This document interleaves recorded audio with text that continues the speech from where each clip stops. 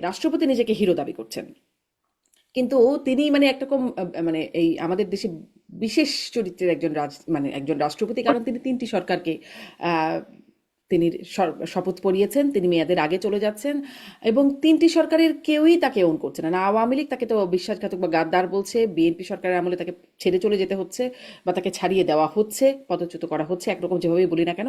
আর জামাত NCP তারা তো অনেক আগে থেকে পদত্যাগ করে তার বিরুদ্ধে আন্দোলনও করেছে।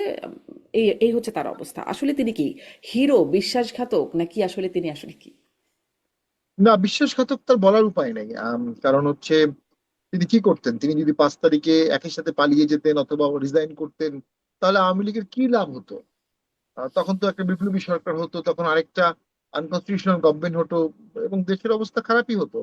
অ্যাটলিস্ট উনি থাকার কারণে বাংলাদেশে একটা ভোট হয়েছে, একটা গভর্নমেন্ট আছে, এবং একটা ধারাবাহিকতা আছে।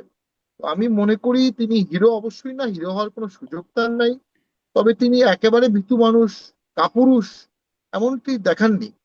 আর কাপুরুষতা উনি দেখাননি। উনি চাইলে কাপুরুষতা ভয়ে দেখাতে পারতেন। ওনার ওনার বাসার সামনে গিয়ে ছাত্র জনতা সেই সময় অ্যাটাক করেছিল, বাসার সামনে জড়ো হয়েছিল, তার বাসায় ঢুকে যেতে পারতো।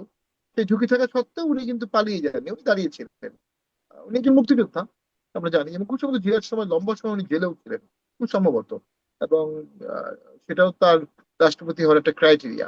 আসলে বাংলাদেশে কোনো রাষ্ট্রপতি, আহ, প্রধানমন্ত্রী শাসিত সরকারের আমলে তার হিরো হওয়ার কোনো সুযোগ কোনো রাষ্ট্রপতির নেই। তবে আব্দুল হামিদ সাহেব তার কথাবার্তায়, তার হুম। অ্যামেজিং পার্সোনালিটি দিয়ে তিনি একটা ইম্প্যাক্ট করতে পেরেছিলেন।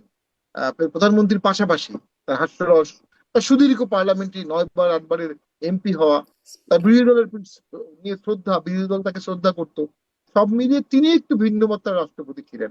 সামনেও যিনি রাষ্ট্রপতি হবেন, তার ভিন্ন মাত্রায় হওয়ার কোনো সুযোগ নাই। রাষ্ট্রপতির সামনে আরো পাপেট হবেন, আমার ধারণা। কে মানে আলোচনায় অনেকে আছেন, মানে কোন ক্যাটাগরি থেকে রাষ্ট্রপতি হতে পারে বলে মনে করেন? দেখুন, এটা আমি জানি না, বাট আমি মনে করি, দেখুন, পলিটিশিয়ানদের বাইরে গিয়ে অসংখ্য চেষ্টা করে সব চেষ্টা ফেল হয়েছে। সিজন পলিটিশিয়ানদেরই দেওয়া হোক, তাদের দেশপ্রেম থাকবে, তাদের কমিটমেন্ট থাকবে, ক্রাইসিসে তারা শান্ত থাকবে। আমি জি। আমি আশা করবো রাজনীতিবিদের মধ্যে থেকেই দেওয়া হবে।